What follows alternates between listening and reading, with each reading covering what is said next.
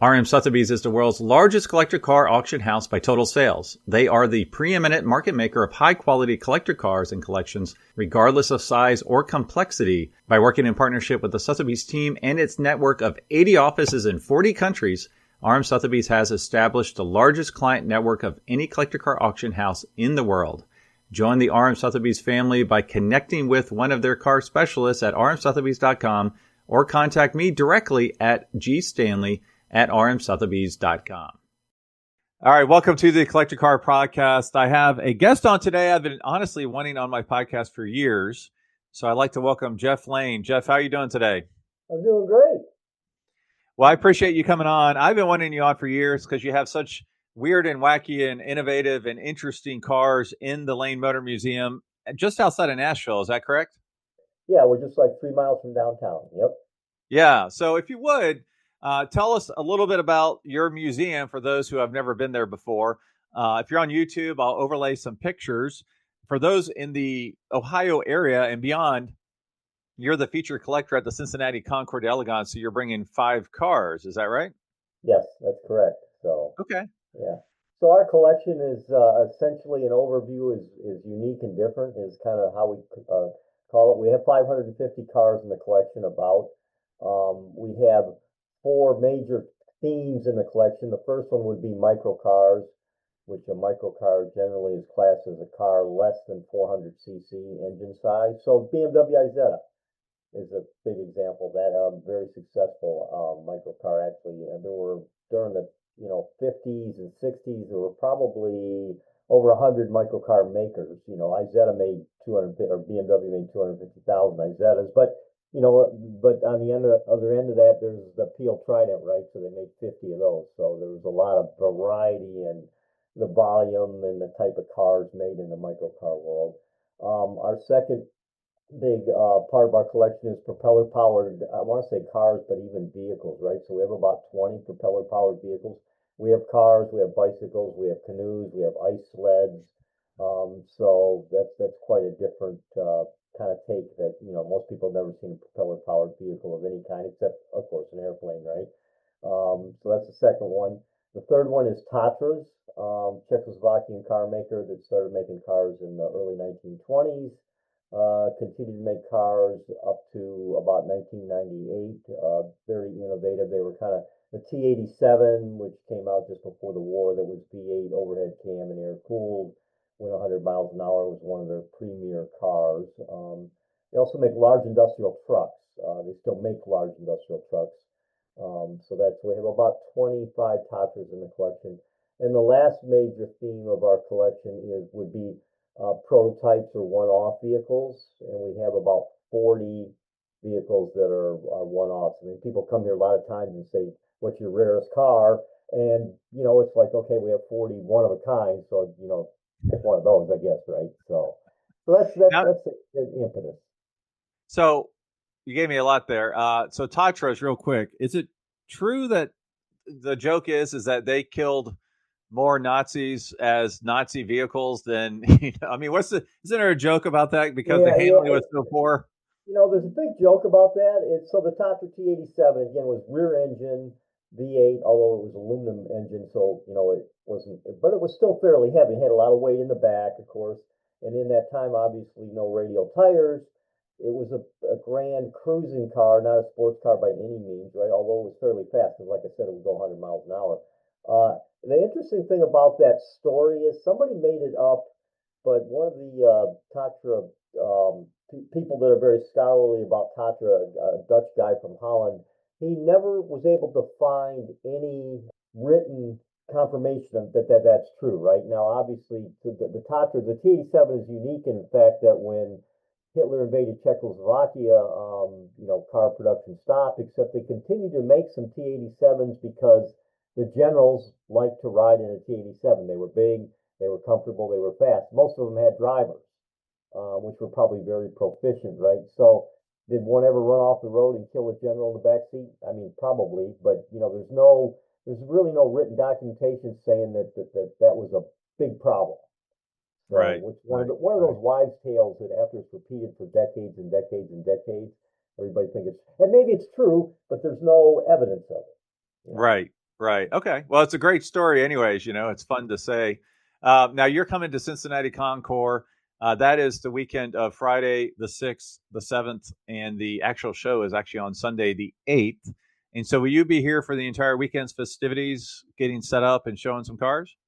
Yeah, I'll be there. I'll be getting in Friday night. So I'll be there all day Saturday. I'll be on the countryside tour. I'll be going to the hangar party, which is on Saturday night, correct? I Yep. think. Yeah, yeah. I'll be at the concours, and yeah, so I'll be around all day Saturday and Sunday. Absolutely. So for those who have never gone, it's a great Concours. I actually helped put on the countryside tour, so I'll be in the lead car, and we end up at a cool collection. I can't say which collection at this point. And then the hangar party Saturday night is becoming like a really big event, and that's a ton of fun because you put the cool cars out on the tarmac with the airplanes, which really fits apropos with what you have. The Helicron, Then, yeah, fits perfectly in that arena. yeah, and then Sunday's obviously the show. So, do you know which 5 cars you're bringing? I mean, you said you have over 500 cars, so you have quite a list to choose from. Yeah, so we're bringing my MGTF that I put together as a kid. I started to restore when I was 12 and then took my driver's training test in. Bringing that 1955 MGTF. We're bringing the 1932 Helicron, the propeller-powered car, one of the propeller-powered cars we have. We're bringing the Peel Trident, which is the bubble car, two-seater that was made on the Isle of Man. And quite honestly, I should have looked, but I can't remember the other 4 at this point, or 3 or 4, yeah. But it's safe to say it's not a 65 Ford Mustang, right? No, we tried, and again, we tried, because we have, I'm sure we're bringing something that's a one of, well, the Helicron's a one of a kind, but we're trying to bring things representative of our collection, right?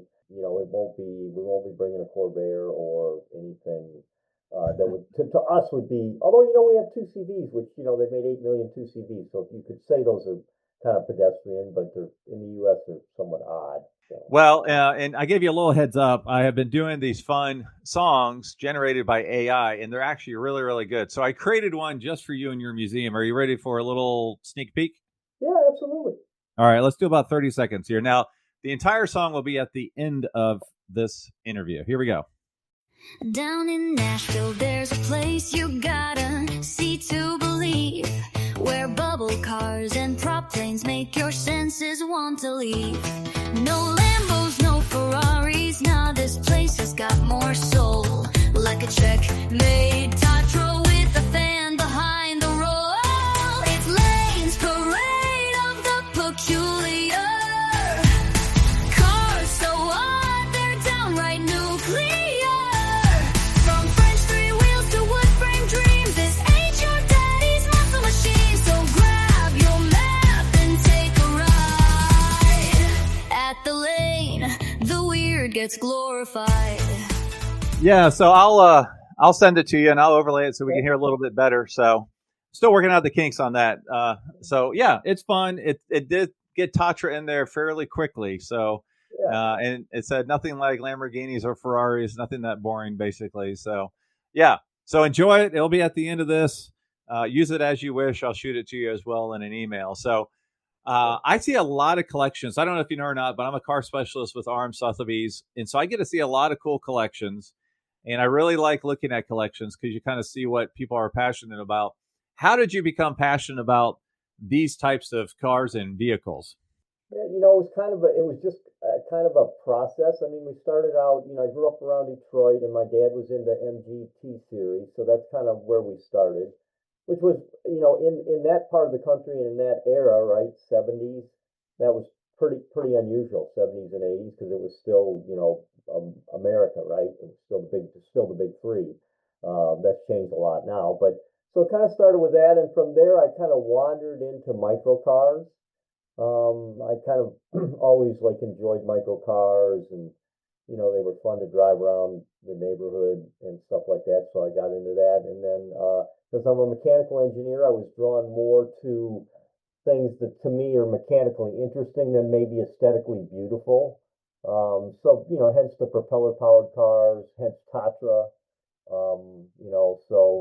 That's kind of how the collection kind of started out, and just it kind of spread from there. Right. Okay.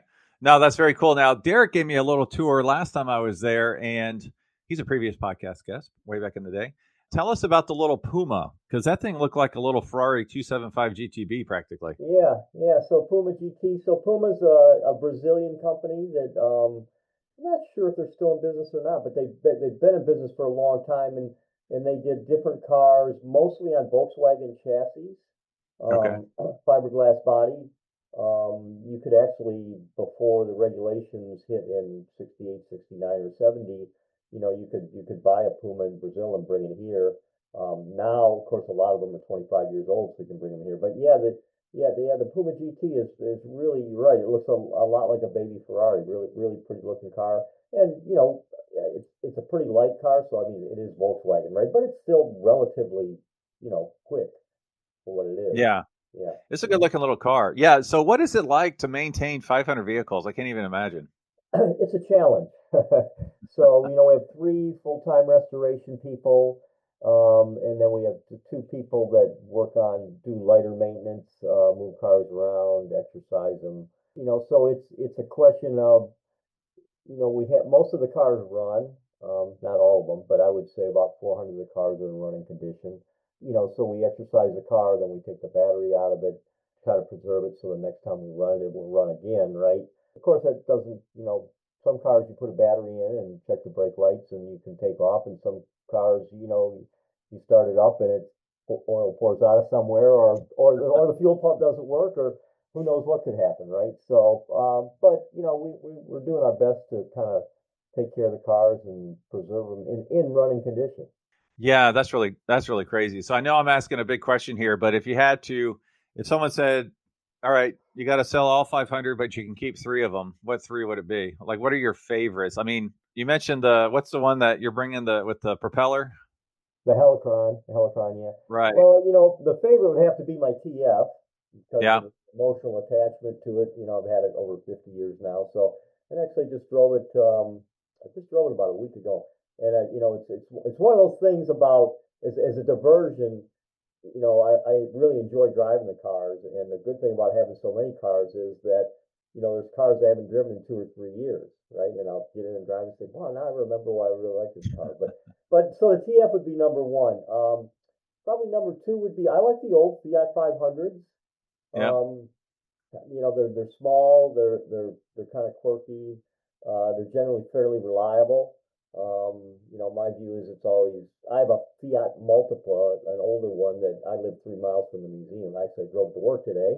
So when the weather's nice, I drive it around. I mean, the traffic in Nashville is horrible. You're not going doesn't matter what you're driving, you're not going Right. very fast, right? So Fiat 500, and I'm a big fan of Lotus. And I really like the old Lotus Elan, the 19, from 67 to 72, I think. Nice driving car, decent power. The downside is they're kind of fragile, not real reliable, but they're very great driving car. So today I'll pick those three. And I tell people, if you ask me next week, I might pick three different ones. Well, now what's like one of the most difficult cars to explain to a potential visitor? One that comes to my mind, last time I was there, you had this, I don't know if it was like from the Jetsons or something. You had like a driving pod, and then it was attached to like a sitting pod, and the guy wanted to stand, so it had a bubble in the top so he could stand while he was driving it. Like, I'm having trouble describing it to you, and you're nodding yes. So I'm assuming that Yeah, you I know which know one it I'm is. talking about. It's survival, yeah. So it was built on a Hudson. It was built in the middle 50s. The guy built it as a safety car, and he was trying to develop these things that would make cars safer. And he actually went to Congress and was trying to patent the ideas. So then General Motors and Ford, whoever was building production cars, would have to do these things, and he was going to get money from the patents, right? So the safety car is unique because it's a two-piece car, and it essentially articulates in the middle. Think of like a big end loader, right?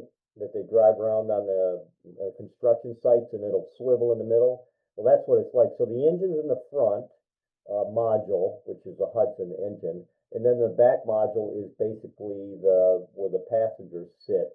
So the thing was, his theory was, if you hit something or somebody hits you, the articulation of the vehicle as it collapses will take up some of the energy. That was one of his things. He also had rubber bumpers all the way around the edges to take up energy as if you hit something or somebody hit you. He had high-mounted taillights, so you could see him better. The driver sits in the second pod in the front part, but he's up high, and then he's like in this turret, and the windshield goes around 270 degrees. And the other theory was the driver had better visibility, so it would be safer. Also, the back seat is behind him and down lower. And the thing was, the drivers really can't talk to anybody behind them and be distracted by other people in the vehicle. So, he got it running and driving. He was never able to get Congress to pass anything to really, so he could do his patents and get any money out of it. And, it hasn't run since we think the last time it ran was in the 70s. So we're in the process of now of refurbishing it so we can get it running. Because one of the weirdest things about it is, you think the whole, it's a Hudson straight six in the front, Hudson front end, suspension, but the front wheels do not turn when the vehicle turns. The whole front moves like this, right? So you think when you're sitting still, that's going to take a lot of force to kind of slide the tires. We're wondering if you can even steer sitting still, right? So, and it's got like a double gear reduction train thing for the steering. It's not power steering, it's all gear reduction. But there's video of it in Boston in that time frame of the guy driving around on the street. Yeah, so it was meant to be a safety car, and it seems like a death trap when I saw it. It seems like a death trap. And the other thing you think about is that it's front engine and rear wheel drive. So when you accelerate, right, and the back wheels accelerate, you have the articulation in front of that. So you think it would make the car wobble, right? If it was front wheel drive, I could see where that would kind of work, right? But it's not front wheel drive. So it'll be, we have a thing here at the museum, the worst driving cars, right? The Dymaxion is right up on top.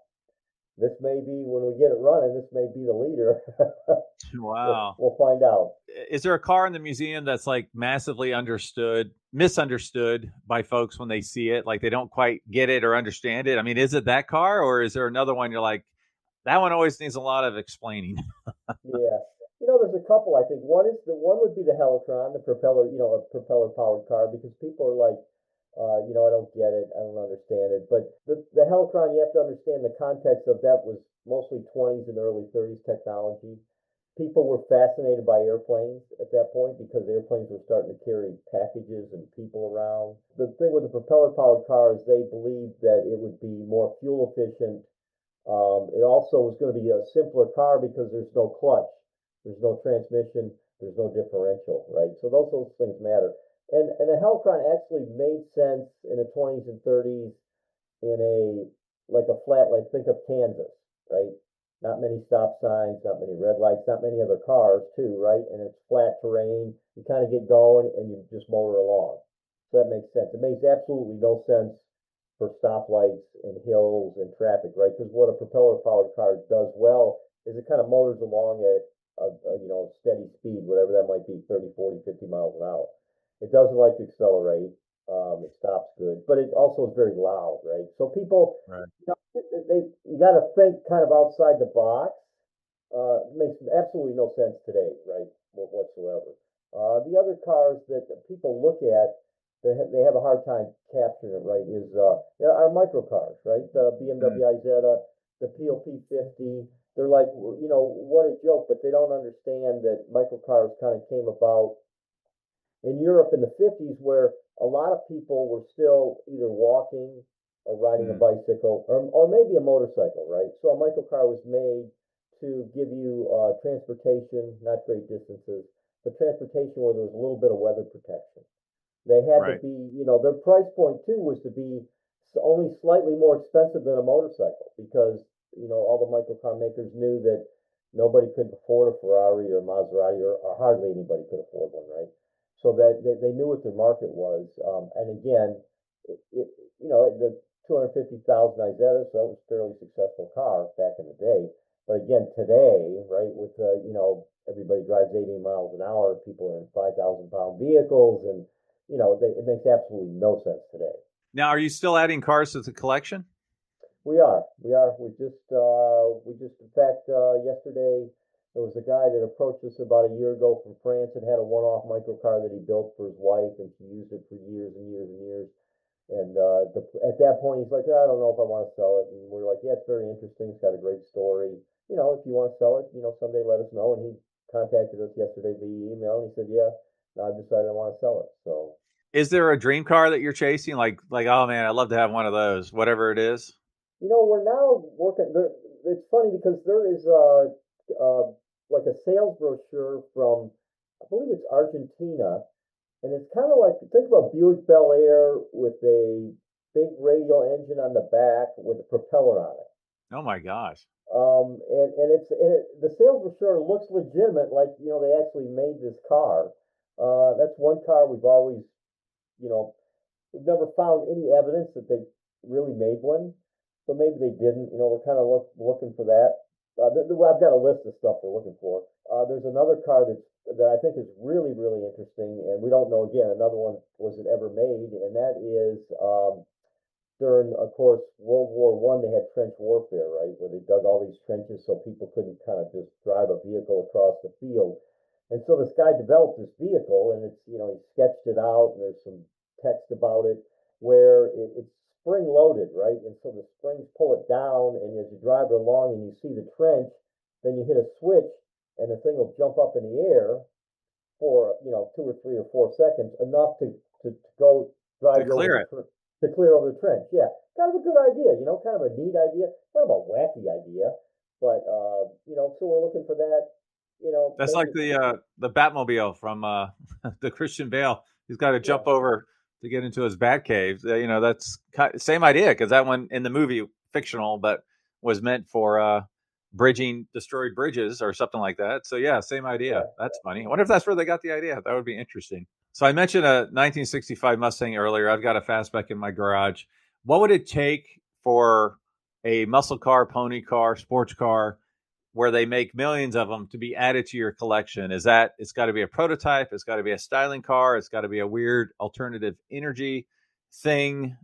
Or how would they be welcomed, and what scenario would it have to be?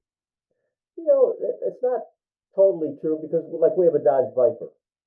Oh, so, okay. And Sam Posey donated that to us 10 or 15 years ago. He didn't buy it new, but he bought it used, and he used to track it at Lime Rock. That was his track car for a while, and then he stopped doing that. So, there's a car that you might think doesn't fit, but it's got a special story. The thing I tell people about cars is, a car is just a piece of metal. Without a story, it's just a piece of metal, right? To a museum, and to me, and to a lot of people, the story is the most important thing. I'm not saying any car could be here, but if it has a really unique story, we're much more interested in it, because I think people connect with that, but they still connect with cars, right? But they really connect with a story. Yeah. That's important. Yeah, no, that's great. I appreciate that. Well, so if you would, let's get back to the Concours for a second before we wrap up here. What is it you like about the Cincinnati Concours? I know you've been coming there for years. Yeah, I've been coming for 20 years, almost every year. There's been a couple of years that I haven't been able to make it because of work, but I think I like Cincinnati. It's just a neat town. The tour, I love the tour. I know you do the tour, but it's to me, it's a great place to be able to do a tour. Amelia Island does a tour every year, but the geography in the area is limited, right? You can only do so much. You guys have a lot more opportunity there to do a good tour. Up on top of the hill, up on top of All Park, it's a great venue. I think it's a great group of people. So it's got everything going for it. I remember last year, I think it was last year, Derek brought something wacky for the tour. Do you have a car in mind for the countryside tour? Do you have that picked out yet? So what we're going to do is I'm going to drive my TF, because it's sentimental to me, but also we're finishing another safety car called the Aurora. So it was built on a 54 Buick chassis. It was built on the East Coast, and it's fiberglass bodied, and we're just finishing it up right now. I just walked by it like an hour ago on the way through the shop. So it's also going to go on the tour. Oh, nice. Yeah. Okay. Yep. It'll be its first maiden voyage for many, many years in the U.S. It was in England for a long time. We bought it a couple of years ago and have done a pretty extensive restoration renovation to it. Oh, that's awesome. Well, I'll try to get some video of you with that car, and I'll post that as well as a follow-up to this interview. So what's the best way for folks to listen or to learn more about your museum and to come and visit it? Well, so we have a great website, lanemotormuseum.org. You can go on the website. We actually have all the information about our hours. We're open 5 days a week. We're open Thursday through Monday, so we're closed on Tuesday and Wednesday from 10 to 5. But also we have, all our cars are on the website. So there's a picture of the car, there's a description of it, there's some specifications. So, if you're interested in weird, wonderful cars and you want to just channel surf or internet surf, you can get on our website and look at our collection. I mean, you look at all 500, it's going to take a while, but and then we also post, upcoming events. We do special event days in the summer where we do demonstrations. We give rides in cars. We have 2 or 3 days in the summer that we do that. So that's the best way to connect with us. And I will say that your museum is not just for car people. I brought my mother-in-law and her husband, and they're not car people, and they had an absolute blast. And I know you're heavy with involving children and schools and such, so that's really, really cool to get them engaged at such a young age. As a reminder to the listeners here, stay tuned because we're going to listen to Lane's Parade of the Peculiar. Apparently, that's what the song is called.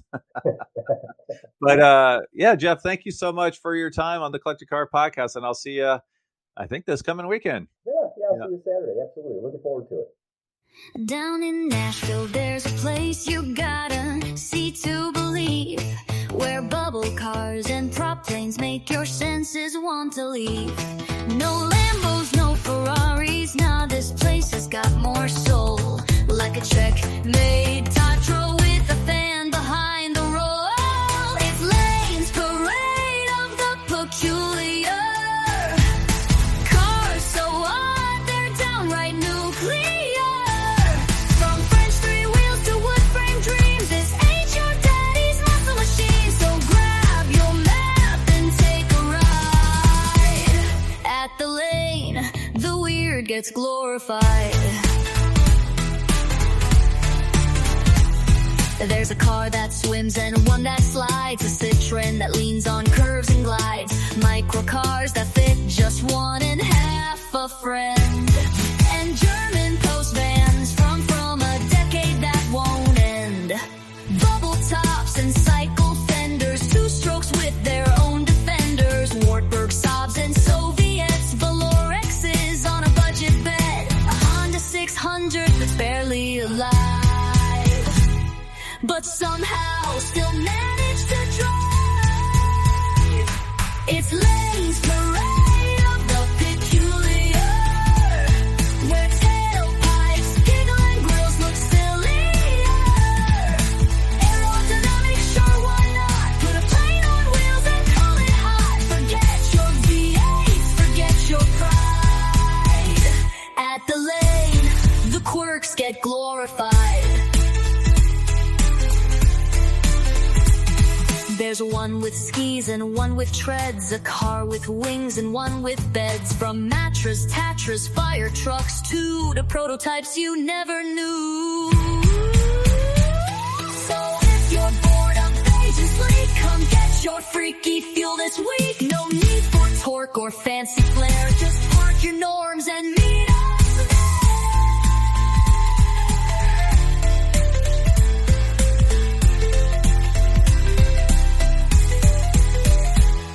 It's Lane's Parade.